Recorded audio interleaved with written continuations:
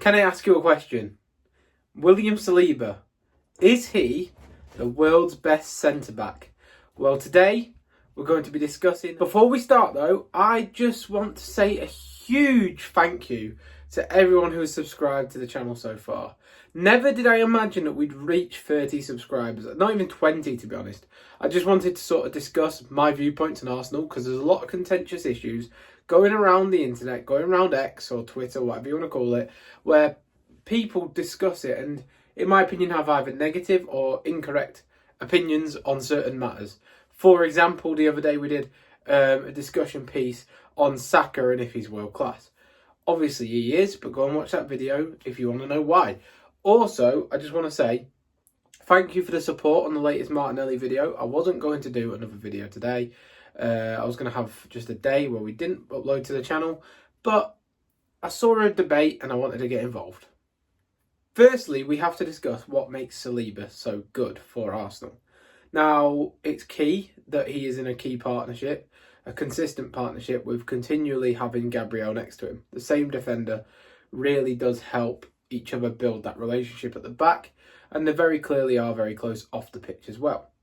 I think what happened in terms of Saliba's development, obviously he came in for £30 million, and initially there was clamour for him to start, but Arteta took a step back, said, look, we've got this great talent, let's not waste it. Let's send him on loan, get him the adequate experience, bring him up to the level gradually, and then when he gets the opportunity at Arsenal, he'll be ready to take the ball by the horns. And he very much is. The loans at Nice and St Etienne were very good for his development as seen, and since he's come into the Arsenal team, we've never looked back. He has been sensational. So it's important to caveat, he is the youngest player to be at the level he is in terms of defenders. The level of being the best in the world is up for debate, and that's what we're going to be answering shortly. But I just want to say it is so impressive that at 22, 23 years old, Saliba's showing this level of consistency and this level of performance. Saliba's biggest excel point within a performance is his 1v1 attributes. Because he's so physical and so calm, he's really good at allowing an attacker to come towards him and then stopping that attack as the attacker comes forward. He's also very good at recoveries when say Arsenal are caught with a high line. Saliba's very good at being that last man on the cover and taking the attacker out. He's obviously very, very calm and composed. You only have to watch Arsenal to see his natural composure when defending. His decision making is brilliant. He's physically dominant in a way that's in man-to-man defending. So, for example, he's absolutely rapid. But if a defender tries to sort of muscle him, he's also got the strength to compete in that aspect. And then finally, he's got a calm presence when dribbling out from the back, which is a really nice aesthetic to defenders when he can carry the ball out of the back line. This interlinks really well with Gabriel, his defensive partner, because Gabriel Magalhaes is a defender who's a bit more aggressive than Saliba in his attributes. He'll go and push out of the back line a lot more in terms of his defending, whether that be for an aerial duel or whether that be for an aggressive press. But Saliba's calm and composure means that when Gabriel goes, Saliba just sits and waits for the attack to come his way. I think when assessing a player of Saliba's quality, it's still key to be honest about the areas they could still improve. Obviously, he's only young. So what areas in the game does he lack? And for me, his short passing, brilliant. I think he's got 91.6% accuracy with short passes coming out from the back over the last 12 months. So he excels in that area. The one thing that Saliba doesn't have to his game is progressive passes from the middle to long area. So in terms of switches, he's not very good at lob balls. In terms of medium switches, like progressing across the ground, what Zinchenko used to do when he filled in midfield to Martinelli, Saliba also isn't the greatest at that. It does show in the stats that Gabriel is the much more progressive passer.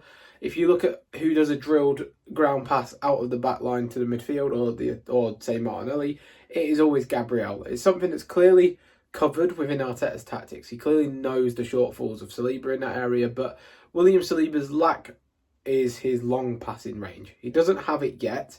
Doesn't mean he's never going to have it. It's something that he can definitely develop on. I just personally don't see it long term, and I'm not sure that he's ever going to be an elite long passer. Gabriel makes up for it, as I said. He's a brilliant long passer, so that's fine. And Ben White's also very good on the right-hand side. When looking at Saliba as a whole, he also has a low amount of aerials, 1 per 90, and around the 50 to 60 mark over the last 2 seasons in percentages of aerial duels won. So that is an area that could potentially be an issue, but because of his recovery speed, a lot of the aerials won doesn't matter because he'll go up, the ball will bounce in behind even if he doesn't win the aerial, and Saliba will just mop it up. How many times have you seen Saliba one-on-one with an attacker and him just stick his arms out, hold the player off and play it back to the keeper? It happens all the time. The aerial side of things, in terms of aerials per 90, is also linked with Arsenal's style. Because we're so dominant, ball dominant, the aerial duels is less. Because the opposition will try and clear the ball, but it won't be for a 50-50 because there'll be simply no one up there to win the aerial duel. So ignore the aerial side. In terms of the aerial percentage, obviously that might be a cause for concern, but in terms of when you're watching Saliba, I don't think it matters. Saliba plays in a backline that is the best in the Premier League over the last 3 years. Defensively, Arsenal are solid. Physically, they're amazing across all areas of their defence, and they are pretty ruthless. They can play in any style that the game dictates, and that's great. The partnership as a whole, Gabriel, Saliba, Ben White if he's on the right, or Timber and Calafiori, phenomenal. With Raya just behind, or Ramsdale prior, it will always work a treat, and his defensive numbers are amazing. He is part of the best defence in Europe, and arguably the world. The reason I say this is because, yes, they haven't won necessarily anything, but you look at it in terms of their goal numbers they concede, the chances they concede over the last 2 seasons, including this one, it's phenomenal. Even 10-men Man City struggle to break them down, and it's all to do with partnerships across the defensive third of the pitch. When Gabriel's gone, Saliba drops in, Calafiori will invert. It's all about space recovery, and because they're so physically dominant in terms of a defence, that is where it all stems from. Aerially, you obviously have the defenders protecting David Raya when David Raya comes to claim. It all stems from the backline. Now, that's both a positive and a negative on Saliba. Because he's part of such a well-oiled defence, it's hard to stand out, but he still manages to do so. That's a positive. He shows his quality. But equally, it's harder to judge his individual level because Gabriel's elite. You've got Calafiori, who's very good defensively. You've got Ben White, who's very good defensively. So on an individualistic level, it's hard to judge him. And to call someone the best in the world, you're going to look at the obvious alternative in the Premier League, which is Virgil van Dijk. Now, he basically stands on his own. Yes, he's got Konate, who's physically immense, but not the best one-on-one defender.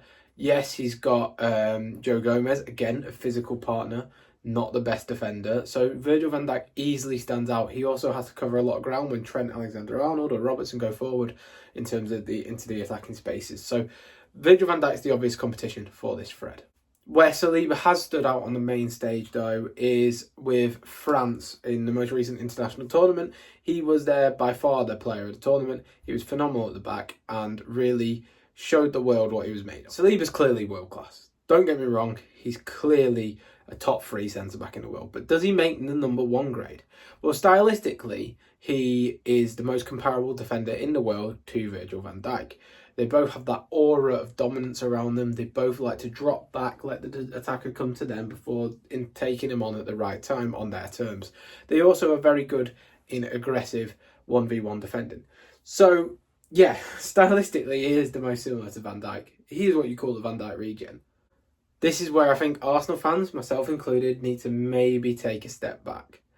I think when you relate him to quality of player, it's a bit different than on 2 fronts. Because if you are to be the best in the world, you're the best in the world on quality, but you're also the best in the world on reputation. Now, this is where, arguably, the trophy aspect comes into it. I think over the past 12 to 16 months, Saliba, on terms of quality and performance, has been probably better than Van Dijk in terms of, you look at the defensive side, the defensive attributes, the one-on-one defending, the fact that Arsenal had the best defence in the league last season.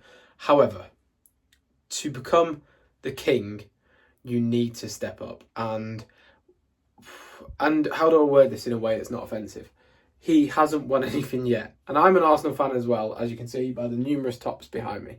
It does pain me a lot to say that William Saliba is probably the second or third best centre-back in the world. But until he wins the Champions League or the Premier League, then he can't surpass Van Dijk.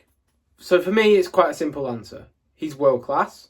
He's a top 2 centre-back in the world. He plays for the best defensive team in the world, in the best defence in the world. But Virgil van Dijk has the longevity and the reputation at the moment to say that he is number 1 in the world. So, for now, Saliba is second. Ability-wise, over the last 16 months, he may be first. But overall, you've got to factor in the fact that Van Dijk has led teams to Champions League finals and Premier Leagues. Will Saliba surpass him in the future, in the near future? Hopefully this season, yes.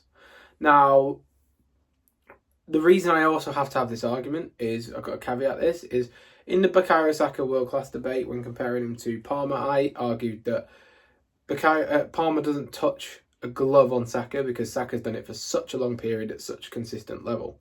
Granted, Saka hasn't scored 4 goals in a single game, but I think the overall quality of a player does also factor in longevity.